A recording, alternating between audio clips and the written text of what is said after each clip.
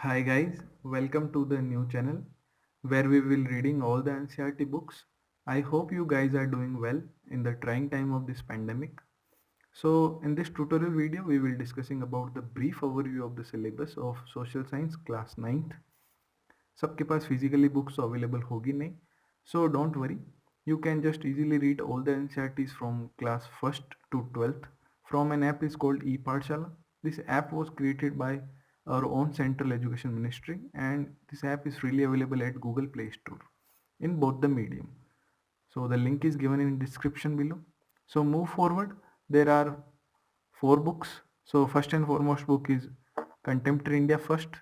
This book is consist of 6 chapters. The first chapter is India Size and Location. In this chapter we will dealing with the location of India in the globe, India's size in terms of territorial area. We will comparing India with the world and its neighborhood. Second chapter is physical feature of India. This chapter is all about major physiographic divisions like the Himalayan mountain, northern plains, peninsular plateau, Indian desert, coastal plains and islands. Third chapter is drainage. This word simply means the river system of an area. So in this chapter we will dealing with the drainage system in India and the role of rivers in the economy and river pollution. Fourth chapter is climate. Earlier you guys had read about what is climate, what is weather and all. So in this chapter we will mainly dealing with the Indian monsoon, what factors are affecting India's climate and all. Fifth chapter is natural vegetation and wildlife. In this chapter we will dealing with the flora and the fauna of a particular region, relief features, types of vegetation and migratory birds. Sixth chapter is population. In this chapter we will reading about the population size and the distribution, what is census, what is population outbreak, and how the government is calculating birth rate, death rate, sex ratio, population density and all. So the second book is economics. This book is consist of 4 chapters. The first chapter is the story of village Palampur. This story is just an imaginary village to introduce some basic concept relating to the production of primary sector, which is agriculture. So the second chapter is people as a resource. In this chapter we will dealing with how the government investing in human resource via education and medical care. Like government की ये responsibility बनती है कि वो class 8 तक बच्चों को freely education provide करें और वेरियस इम्यूनाइजेशन प्रोग्राम चलाती है like plus polio expeditions and all. So this investment on people is the same as we invest in land and capital. So the output of this investment on the people will be beneficial for the futuristic development of India. So the third chapter is poverty as a challenge. So in India or in any country, the poverty and unemployment are the biggest hurdle of any country. So in this chapter we will dealing with poverty in urban case, rural case, how government is calculate poverty line, what is the cause of poverty and various policies and programs towards the poverty elevation.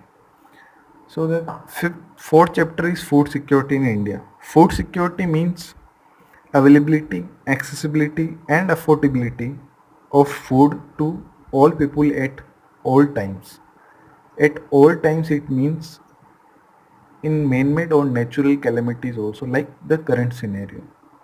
So in this chapter we will dealing with what are the buffer stocks, what is Food Corporation of India and what is MSP minimum support price and what is PDS public distribution system. इसी system के through government अभी current scenario के अंदर food grains essential commodities गरीब लोगों में बांट रही है. So move forward to the next book, which is Democratic Politics First. This book is consist of 5 chapters. The first chapter is what is democracy and why democracy. So in earlier classes you had read about democracy in a very narrow manner. In this chapter we will reading the democracy in a very broader meaning. So what is democracy? Democracy is a form of government in which rulers are elected by the people. So the second chapter is constitutional design. In this chapter you will get to know about the making of the Indian Constitution. The third chapter is electoral politics. So this chapter is dealing with elections, Election Commission of India, polling and counting of votes, and code of conducts. Code of conducts in Hindi it means आचार संहिता. It simply means election के time में कुछ rule and regulations impose किए जाते हैं by election commission of India for to ensuring the free and fair election in India. So the fourth chapter is working of the institutions. So there are the three pillars of constitution. The first one is legislature, which is a law making body. The second one is executive. They are those person who are implementing the rules and regulations.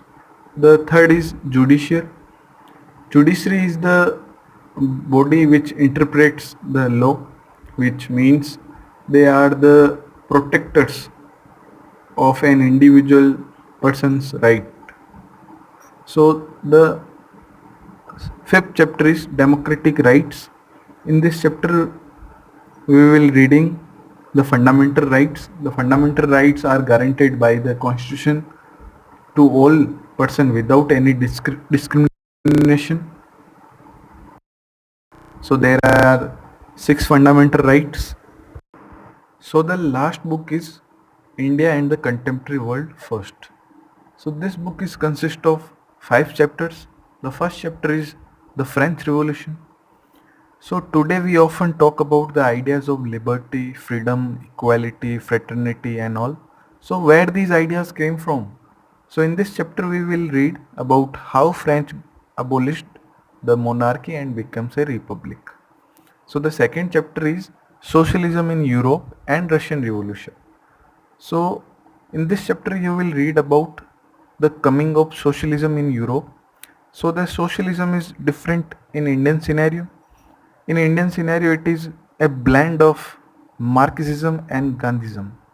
So the Russian Revolution of 1917 was one of the most explosive political events of the 20th century. In this chapter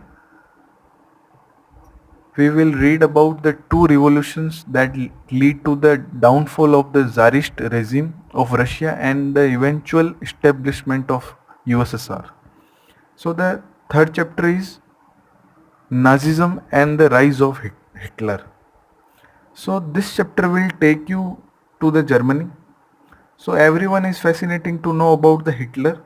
So Hitler had a clear-cut determination to make Germany into a mighty power, and his ambition of conquering all the Europe and becomes a superpower. It will discuss the rise of Hitler and the politics of Nazism. So in the fourth and fifth chapter we will shift our focus to study of livelihoods and economies. We will look at how the lives of forest dwellers and pastoralists changed in the modern world.